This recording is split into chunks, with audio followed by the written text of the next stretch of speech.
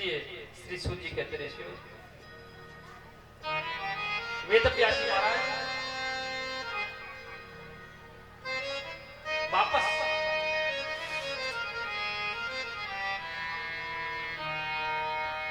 अपने आश्रम साम्यप्रासी में आए और साम्यप्रासी में आकर के निवास करने लगे, दुखी दुखी रहने लगे। अपने मन को चित्त को प्रसन्न करने के लिए तपस्या करने के लिए बैठे। जैसी तपस्या करने के लिए बैठे तो मन में सारा संसार घूमने लगा। देख रहे हैं प्राणी को, स्त्री पुरुष को, जीव को देख रहे हैं। वो माता के गर्भ से जन्म लेता और जन्म लेकर के खेलता, पढ़ता लिखता, पैसा कमाता और बूढ़ा हो जाता, मर जाता। सब जन्म लेना, खाना पीना, मर जाना, इसी में लगा हुआ है। धर्म के विपरीत हो गया जीव। वेद व्यास ने 4 वेद की रचना की, ऋग्वेद, यजुर्वेद, सामवेद, अथर्ववेद। लेकिन उनके मन को संतुष्टि नहीं हुई, उनके मन को शांति नहीं हुई। जब मन को संतुष्टि नहीं मिली तो उन्होंने 6 शास्त्र की रचना की। फिर भी उनके मन में चिंता नहीं घटी। इतने दिनों में श्री देवर्षि नारद का आगमन हुआ और देवर्षि नारद कहते हैं कि पाराशरी च महाभागा, पाराशरी च महाभागा, भवतं कचिदात्मनं परितुष्य शरीरम् आत्मा मानस एव च।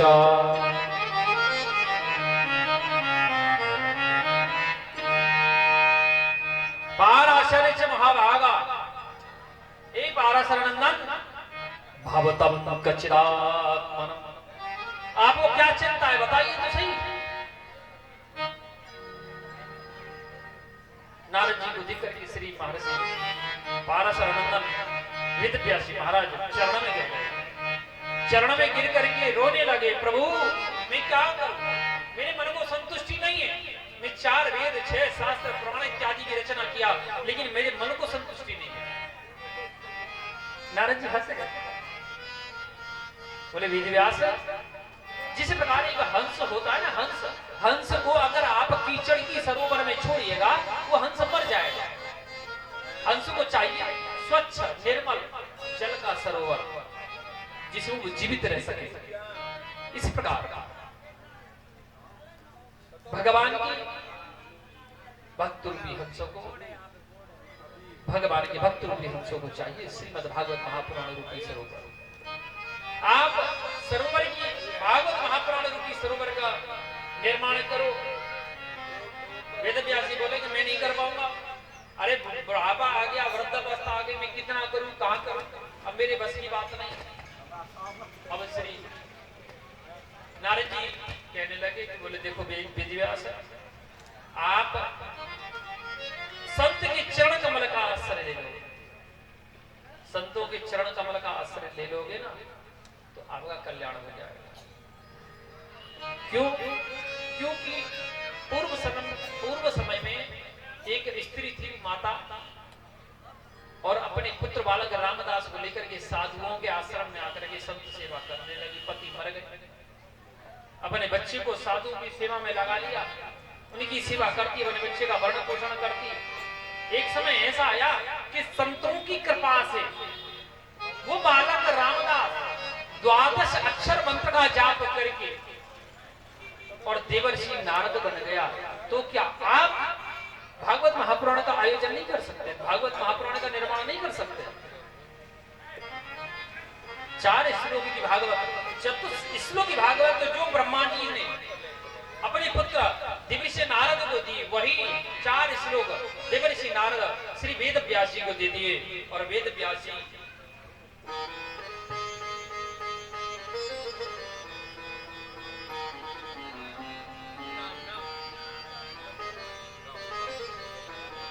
वेद व्यासी महाराज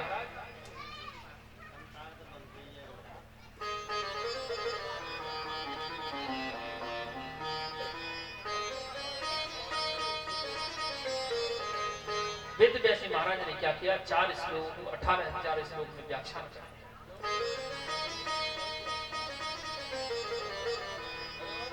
भागवत महापुराण नारायण भगवान ने ब्रह्मा को दी, ब्रह्मा ने नारद जी को दी और नारद जी ने श्री वेद व्यासी ने 4 श्लोक को 18,000 श्लोक में वर्णन व्याख्यान कर दिया।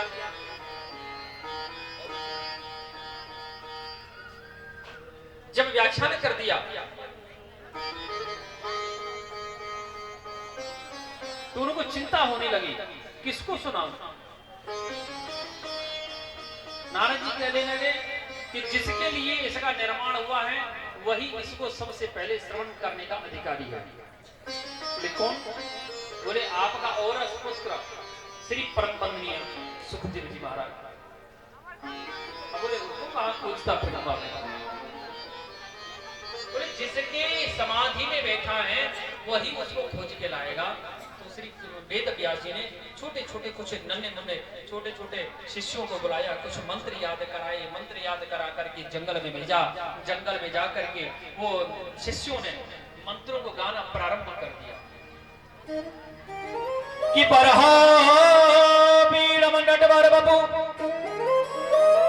करणयो करणिकारम विकृत भास कनिक कपसम पेर जयंती चमा रंधार मेरूरधर सुधया किरंधार मेरूरधर सुधया पूरैन गोप बंदई वृंदारण्य सुबदरमण प्रविशत गीत कीर्तभी अहोमस्तनकालकूटम कि अहोवकीयम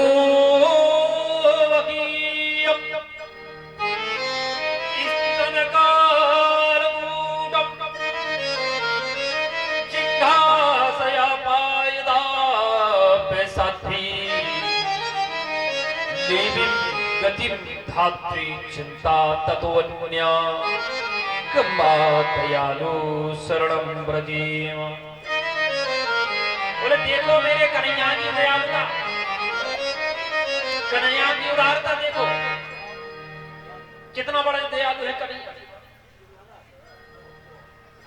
पूतना नामक राक्षसी आई और स्थल में कालकूट नामक विष लगाया कि कन्हैया को पिलाऊंगी तो मर जाएगा, लेकिन मेरी कन्हैया की उदारता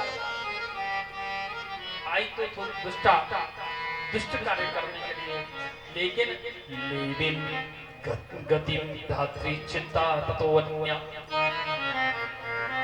वो गति मैया यशोदा माता देवकी को नहीं मिली जो पूतना को मिली, क्योंकि सबसे पहले भगवान गोविंद अपने मुख में जो स्तनपान किए वो पूतना का, देवकी का या यशोदा का नहीं।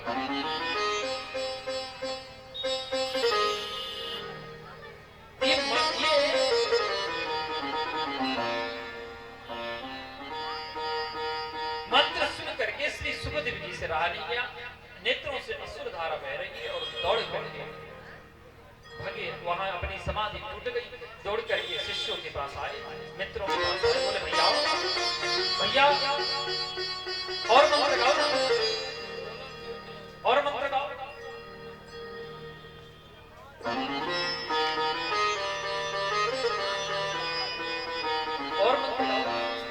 बोले महाराज ऐसे 2-4 मंत्र हैं जो हमें याद है, बाकी हमें नहीं पता है, लेकिन हाँ हमारे गुरु जी हैं स्वामी प्रास के पीठाधीश महाराज भगवान वेद व्यास, उनके पास ऐसे 18,000 श्लोक हैं।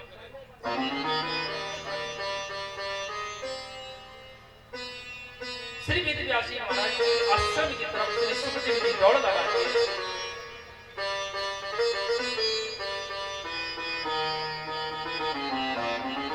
जीवित हो गया।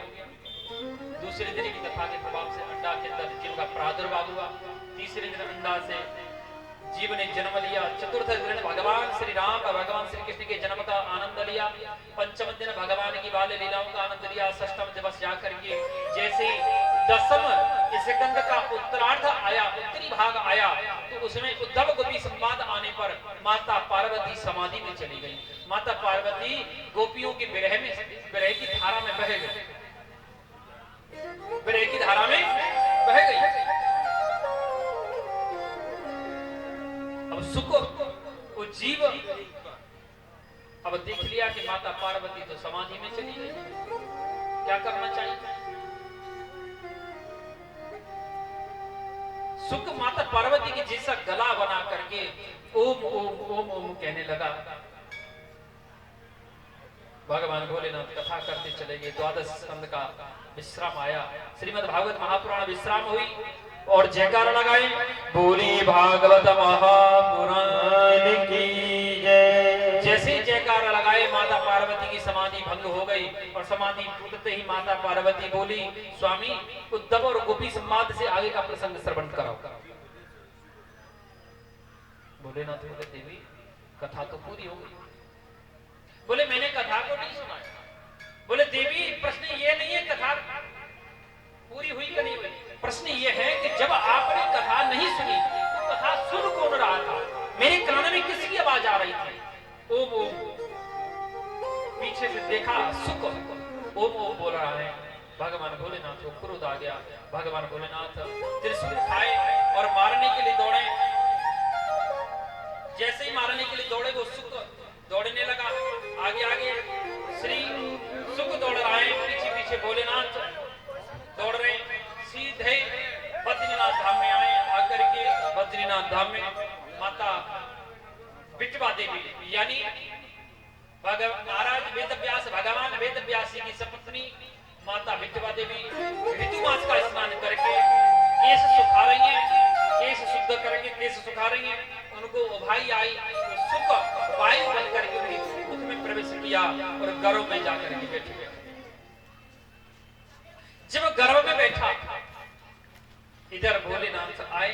भोलेनाथ को आता हुआ देख करके श्री वेदव्यास स्वागत किए, प्रणाम किए। बोले, आइए प्रभु आइए, स्वागत है, आइए।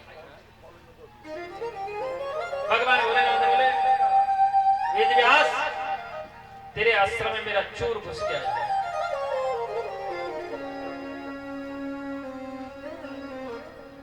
अब तो वेदव्यास जी कहने लगे, प्रभु ये बात अगर नारायण भगवान कहते कि मेरा चोर घुस गया है तो शायद उनकी लक्ष्मी मैया को चोरी करे होगा।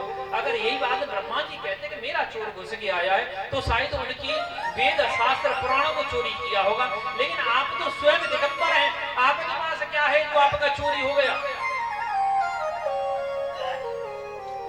भोलेनाथ बोले, वो मेरी अमर कथा को रसपान चोरी से रसपान करके आया है। वेदव्यास चरण में लेट गए, दंडवत प्रणाम किए।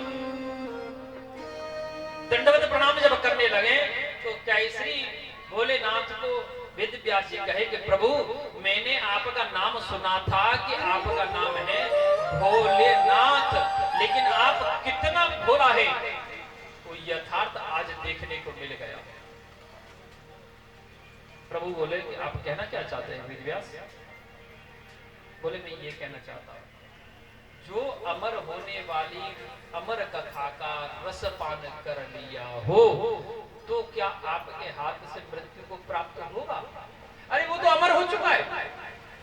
अब भगवान भोलेनाथ का ध्यान भंग हुआ। ये तो वास्तविकता में बात सही है, अमर हो गया। जब ध्यान योग साधना से देखे तो वो कोई साधारण सुख नहीं है, वो भगवान कृष्ण किशोरी राधा रानी का पालतू सुख है जो जन जन में भागवत धर्म का प्रचार करने आया है। वही भगवान भोलेनाथ उनको प्रणाम करके वापस कैलाश में चले गए। इधर श्री सूत जी कहते ऋषियों, श्री सुखदेव जी को माता विठवा देवी के घर में पलते पलते 9 महीने नहीं, 9 वर्ष नहीं, पूरे 11 वर्ष हो गए, 12वां वर्ष चल रहा है। क्योंकि बच्चा 9 महीने में जन्म लेता है। लेकिन सुखदेव जी 12 वर्ष तक माता के गर्भ में रहे। माता विठवा देवी को कष्ट होने लगा। श्री वेदव्यास जी प्रार्थना करने लगे, बोले, पुत्र मैं जानता हूं कि आप महापुरुष है, अब आप जन्म ले लो, क्योंकि अब आपकी माता से सहन नहीं होता, माता के बड़ा कष्ट होता है। इतना सुनते ही श्री सुखदेव जी महाराज माता बिटवा देवी के गर्भ से जन्म लिए। बोलिए श्री सुखदेव जी महाराज की जय। श्री सुखदेव जी महाराज जन्म तो लिए, सूत जी कहते हैं उनका नाभि छेदन नहीं हुआ, नाल नहीं काटा गया। नाल को श्री सुखदेव जी अपने हाथ से पकड़े और अपने कंधा पे पटक लिए और दौड़ लगा दिए जंगल में। जंगल में दौड़ लगा, आगे आगे सुखदेव जी दौड़ रहे हैं, पीछे पीछे वेद व्यास जी दौड़ रहे हैं। जंगल में जाकर के लता पताओं के बीच में श्री सुखदेव जी महाराज छुप गए। पीछे से वेद व्यास जी आए, पुत्र पुत्र कह करके आवाज देने लगे, हे पुत्र आप घर नहीं जाना चाहते तो कोई बात नहीं, कोई बात नहीं, लेकिन आप एक बार अपना मुख मुझे दिखा दो ताकि मैं संसार को कह सकूं कि मेरा सुख, मेरा पुत्र श्री सुखदेव जी महाराज ऐसा था। अब एक तो बेटा भयो 12 वर्ष में, वो जो है जंगल में भग गए, बाबू मामू ना देखियो, मुखारविंद भी नहीं देखियो वो कैसो है, कारो है कि गोरो है कि कैसो है। वृक्षों से लता पताओं से आवाज आने लगी कि यम ब्रह्म प्रजनत मन वेद वेद कृत्यम द्वीपायनो विरका तुरुजुहा पुत्रेति तन्मयता तरवोवने दुस्तम तुम सर्वभूत हृदय मुनमादोष। हे वृक्षों से लता पताओं से आवाज आने लगी, हे वेद व्यास जिनको आज अपना पुत्र पुत्र कह करके आवाज लगा रहे हैं वो श्री परम वंदनीय श्री सुखदेव जी महाराज आज आपके पुत्र नहीं, कभी आपके पिता भी रहे होंगे। आप घर चले जाओ, वो हम सबके अंतःकरण में विराजमान है, हम सबके अंतःकरण में रहते हैं, इसलिए आप घर चले जाओ। बोलिए श्री सुखदेव जी महाराज की जय। आपको जब कोई काम होता होगा तो वैसे ही बताते होंगे कि आपको आज हमारे राम जी को दर्शन करो, आज नदी को दर्शन करो, आज जी करो कि आज कोई करो। असली वैसे तो आज तक नहीं बतायो आपको कैसे पति है कि आपके। अगर मेरे ऐसा कोई पति होता तो मैं भोजन नहीं देते उनको। अब तो माता पार्वती को आएगा क्रोध,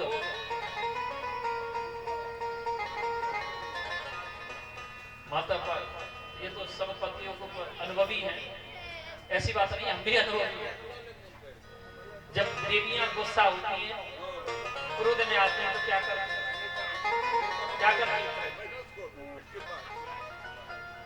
मुझे लगता है चूल्हे में सिर देना आपको पड़ता होगा।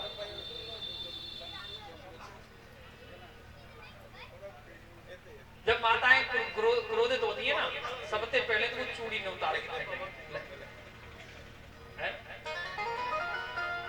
और ज्यादा क्रोध में और अग्नि जलेगी तो कान के निकाल के फेंक देगी, और पैर को बिछुआ और गले को मंगलसूत्र नहीं उतारेगी। तो नाटक करना है ना। माता पार्वती ने कोई नाटक प्रारंभ कर दिया, बोली कि जाए के को भवन में ले चली।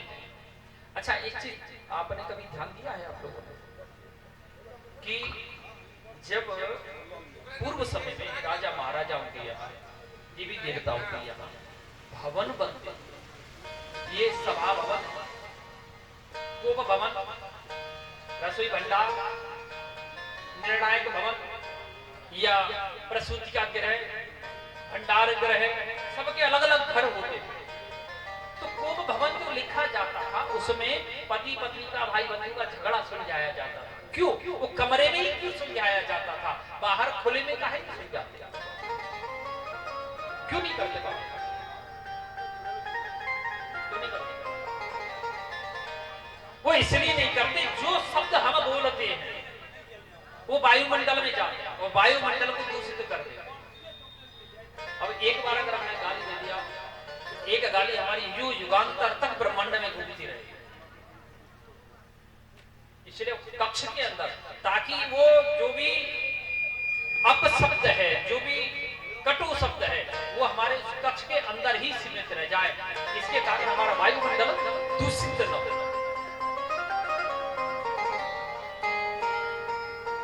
माता पार्वती तो चली गई वो भवन में और जाए करके रास्ते में मिल गए भोलेनाथ। भोलेनाथ को नारद जी ने करो प्रणाम। बोले भोलेनाथ? बोले हाँ नारद जी कहिए। अरे वो माता पार्वती याद कर रही है, जल्दी चले जाओ। बोले क्यों? अरे नहीं, वो मैं दर्शन करने गया था ना, तो माता ने कही है कि लाला तो बाबा दिखाई दे तो जल्दी भेज दी। अब तो भोलेनाथ समझ गए कि जब नारद वहां गए हैं, माता पार्वती ने हमें जल्दी बुलाया है, तो कल्याण आज हो गया। लग रहा है आज भोजन नहीं मिलेगा साहब, निश्चित भोजन नहीं मिलेगा। भोलेनाथ पहुंचे जो कैलाश में, वो भवन में पहुंचे। तो भवन में देख माता पार्वती क्रोध में। भोलेनाथ बोले देवी कहा भयो? अरे इतना क्रोध काय को झलक रहे हो? स्वामी आप कपटी हो, झूठा है। बोले हम राम जी की सौगंध खाएं, पार्वती आपसे कोई कपट नहीं करो। तो बोले तो आज तक ये काहे नहीं बताया कि आपके गले में जो नर मुंडमाल है वो कौन के? भगवान भोलेनाथ हंस गए। बोले देवी इस बात को पूछने के लिए इतने क्रोधी की क्या आवश्यकता? साधारण स्वभाव से आप पूछ लेते तो हम बता। देवी हम आपसे इतना प्रेम करते हैं, इस ब्रह्मांड में कोई किसी से प्रेम नहीं करता होगा जितना कि हम आपसे करते हैं। क्यों करते हैं? क्योंकि हम आपके बगैर रह नहीं सकते। और जब जब आपने शरीर को त्याग किया है, जब जब आपने अपने शरीर का त्याग किया है, तब तब आपका मुंड लेकर के अपने गले में माला में पिरो करके धारण कर लेते हैं, क्योंकि हम आपसे कदापि दूर नहीं रह सकते। अनंत प्रेम करते हैं हम आपसे। जैसा कि अभी आपने कहा कि हाँ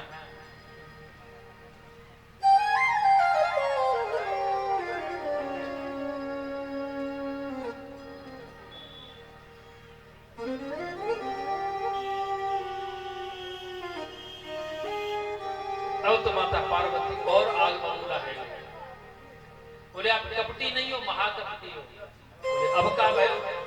बोले कि मैं इतनी बार मारी जा चुकी हूं, मैंने इतनी बार अपने शरीर का त्याग किया है, इसका प्रमाण आपके गले में है ना? बोले हाँ। और तुम कितनी बार मारी हो, इसका प्रमाण दो मुझे। बोले देवी मैं नहीं मर सकूं, मैंने अमर होने वाली अमर कथा को रिस्पॉन्ड कर रहा क्यों है? मैं नहीं मर सकूं। अब तो माता पार्वती को मिल गो अवसर, उठ करके दौड़ के भगवान भोलेनाथ के लिए चरण पकड़। बोले प्रभु इस जन्म और मृत्यु के चक्र से मैं भी मुक्ति पाना चाहती हूँ।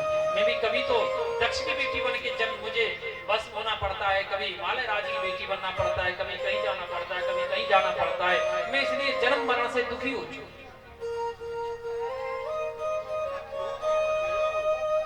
अमर कैसे हुआ जाएगा? देवी अमर होने वाली अमर कथा श्रीमद् भागवत महापुराण का रसपान कर लो, कल्याण हो जाएगा। बोले प्रभु मुझे करा। भगवान उत्तरी भाग में लेकर के आए, ला करके उसी गुफा में आ गए जिस गुफा में वो टूटा हुआ अंडा पड़ा है।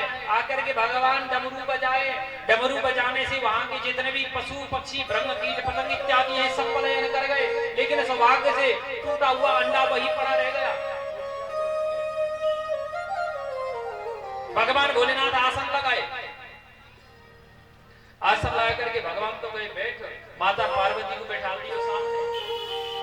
बोले देवी मैं नेत्र बंद करके कथा करूंगा, आप नेत्र बंद करके कथा सुनना। और मुझे कैसे पता चलेगा कि आप कथा सुन रही हैं? तो इसलिए ओम ओम कहती रहना बीच बीच में, मुझे पता चलता रहेगा। यही हुआ। भगवान भोलेनाथ कैलाश में कथा को प्रारंभ किए। अमर कथा का वहां रसपान भैया पार्वती को कराए, इसलिए उस स्थान का नाम अमरनाथ पड़ गया। बोलिए श्री अमरनाथ जी महाराज की जय। आचार्य श्री सुखदेव कहते राजा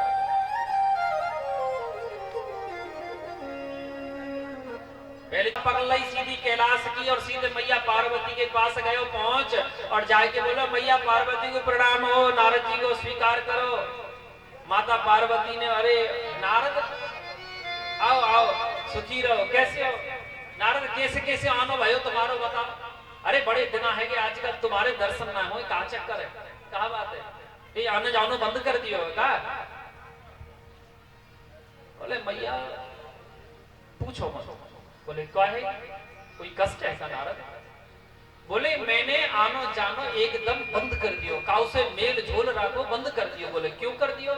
कि सुर नर मुन सब की यही रीति और स्वार्थ लाग करई सब प्रीति। हरि बोली मैया पार्वती, देवता देखो, राक्षस देखो, मनुष्य देखो, जा काउ को देखोगी वो सिर्फ स्वार्थ को ही प्रिय है। पड़ोसी पड़ोसी स्वार्थ को प्रेम करे।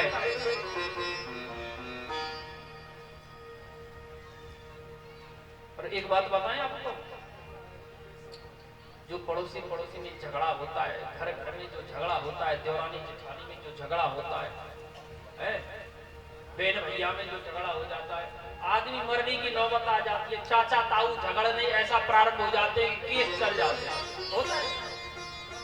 एक भाई के अंदर दूसरे भाई के प्रति द्वेष भावना की जागृति हो जाना, पिता पुत्र में मन का द्वेष उत्पन्न हो जाना, पड़ोसी पड़ोसी में मन का द्वेष उत्पन्न हो जाना, ये तुम्हारा या हमारा या युग का प्रभाव नहीं है, ये मिट्टी का प्रभाव है, मिट्टी का प्रभाव है। चाहे मिथिला की मिट्टी हो, चाहे भैया ब्रज की मिट्टी हो, मिट्टी मिट्टी होती है, मिट्टी का प्रभाव होता है।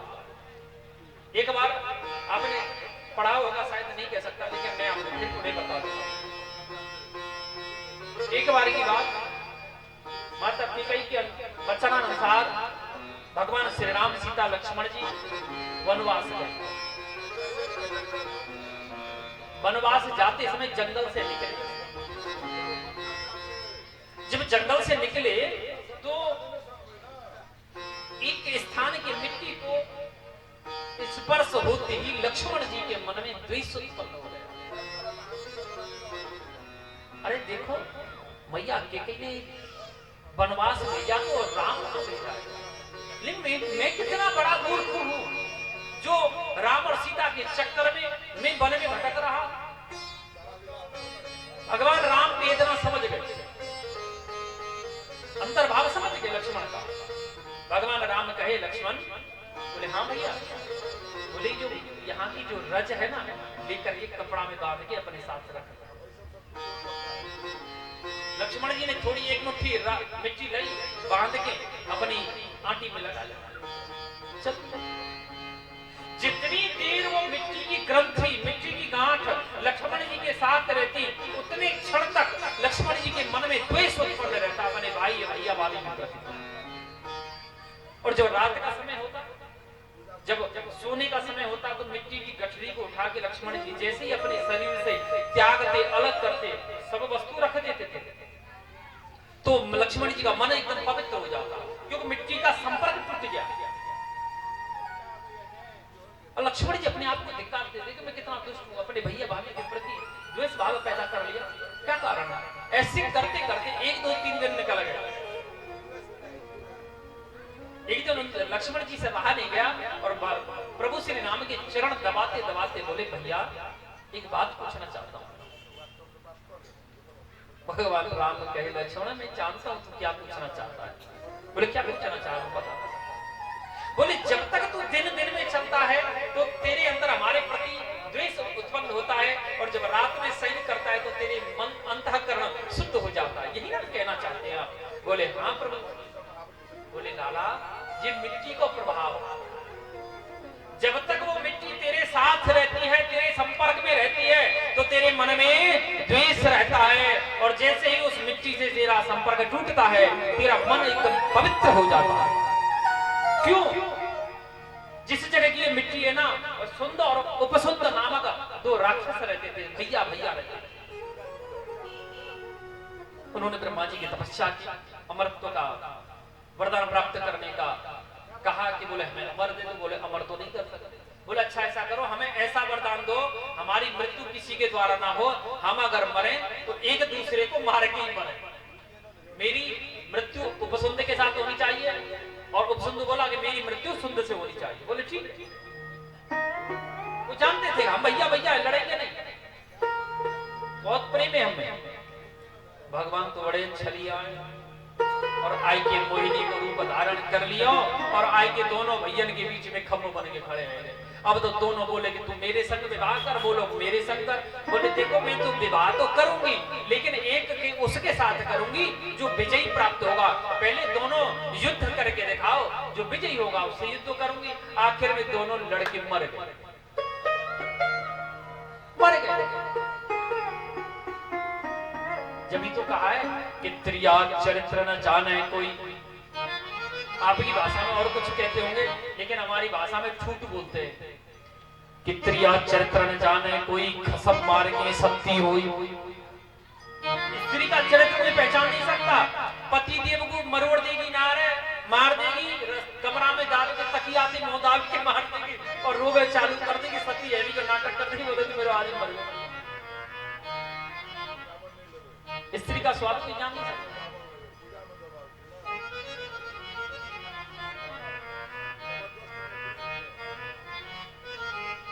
नारद जी कहने लगे, बोले मैया इसलिए मैंने आनो जानो बंद कर दिया है, क्योंकि सुर नर मुन सब की यही रीति, और स्वार्थ लाग करई शव प्रीति। माता पार्वती बोली नारद देखो, ये हाथ में हस्त कमले में 5 उंगलियां एक जैसी नहीं है, ठीक है, सब में भेद है, कोई छोटी कोई मध्यम कोई बड़ी कोई कुछ। बोले मैया यही तो मैं कहना चाहूं,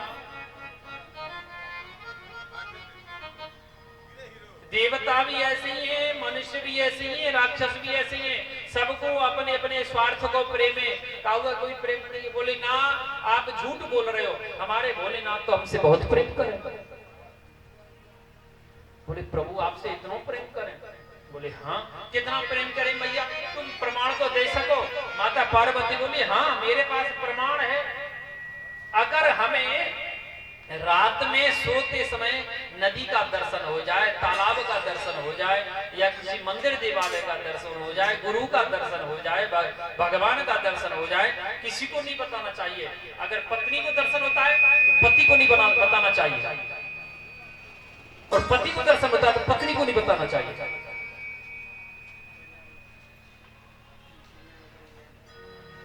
किसी को नहीं बताना चाहिए।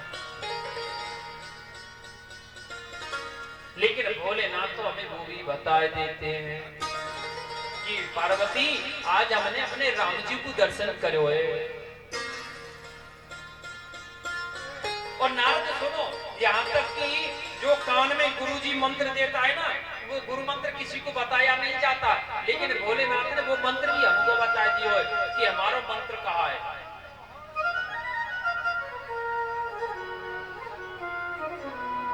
नारद जी को मिल गयो अवसर अग्नि में घी डालने को।